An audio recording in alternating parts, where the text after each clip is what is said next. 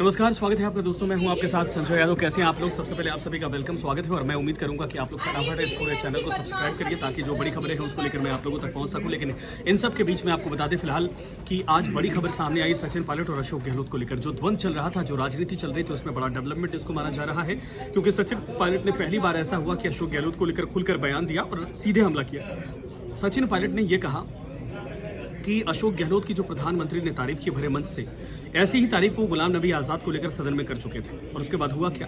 गुलाम नबी आजाद जो कि एक मजबूत पिलर माने जाते थे, अचानक ऐसा क्या हुआ कि वो पार्टी छोड़कर चले गए और उसके बाद अपनी पार्टी बना ली।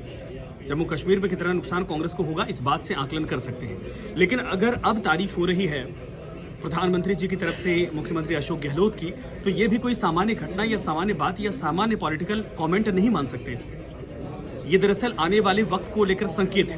सचिन पायलट का ये कहना था कि आने वाले वक्त को लेकर संकेत है। जैसा गुलाम नबी आजाद ने किया, हो सकता है कि राजस्थान के भीतर भी इसी तरीके से सीनियर नेता की तरफ से यानी अशोक गहलोत की तरफ से किया जाए। अशोक गहलोत से पूछा गया, उन्होंने कहा कि ये इस तरीके का कमेंट नहीं पास करना चाहिए व्यक्तिगत तौर पर। उन्होंने कहा कि जब पार्टी गाइडलाइन ये कहती है और किसी वेणुगोपाल की गाइडलाइन ये कहती है कि भाई जो बयान है वो नहीं आने चाहिए, इस तरीके से कमेंटबाजी से बचना चाहिए, उसके बाद अगर ऐसी बयान ऐसे कमेंट्स किए जा रहे हैं तो ये सही उचित नहीं है।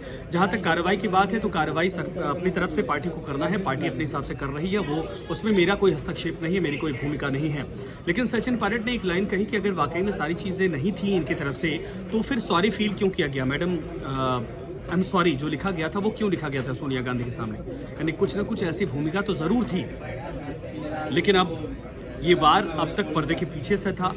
अशोक गहलोत सीनियर नेता होने के नाते कभी कभार खुलकर बोलते भी थे, लेकिन सचिन पायलट संयमित थे। लेकिन अब जब संयम टूटा है और इस तरीके से बयान सामने आ रहे हैं तो इनके मायने क्या है? इनके मायने ये हो सकते हैं कि आने वाले वक्त में हो सकता है कि सचिन पायलट खेमों को ये लगा हो कि अगर अब भी उसी तरीके से ढुलमुल रवैया रखा गया तो ये टेन्योर भी खत्म हो जाएगा और उसके बाद आने वाले वक्त में भी जो उम्मीद की जा रही है, जो कमिटमेंट किया गया था या जो आश्वासन दिया गया था वो पूरा नहीं होगा।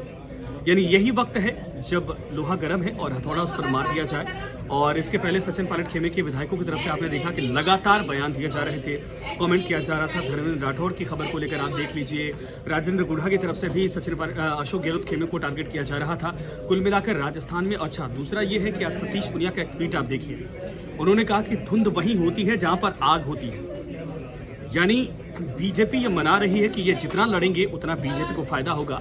कांग्रेस आलाकमान ये चाहता नहीं होगा, लेकिन सचिन पायलट खेमा भी ये नहीं चाहता है कि इतनी चुप्पी, इतनी जो है कि शांति शायद उनके खेमे के लिए ठीक नहीं है। क्योंकि पहले चुनाव से पहले इंतजार, फिर चुनाव के बाद 5 साल इंतजार और 5 साल के बाद भी इंतजार करना पड़ जाए तो फिर राजस्थान की राजनीति में जो प्रभुत्व की बात कही जाती है, जो फ्यूचर की बात कही जाती है या फिर जो संघर्ष किए गए हैं उसका परिणाम क्या निकलेगा? इसीलिए सचिन पायलट का आज खुलकर बयान था और इस बयान के आने वाले वक्त में बहुत रिएक्शन आएंगे, मायने भी निकाले जाएंगे, नेताओं की तरफ से दौरे होंगे। खबर यह भी कि बहुत जल्दी ऑब्जर्वर आने वाले हैं और एक लाइन का प्रस्ताव इस बार भी होने वाला है। वो प्रस्ताव क्या होगा? कुछ परिवर्तन होगा, तीसरा नाम आएगा या फिर सचिन पायलट का होगा? क्योंकि इसके पहले जितनी प्रेशर पॉलिटिक्स करनी है कर ली जाए, वरना एक बार अगर वो फैसला पारित हो गया तो आने वाले वक्त के लिए मुझे लगता है कि बहुत लंबा इंतजार करना पड़ जाएगा या फिर स्थितियां जैसे होंगी उस हिसाब से कहा जाएगा।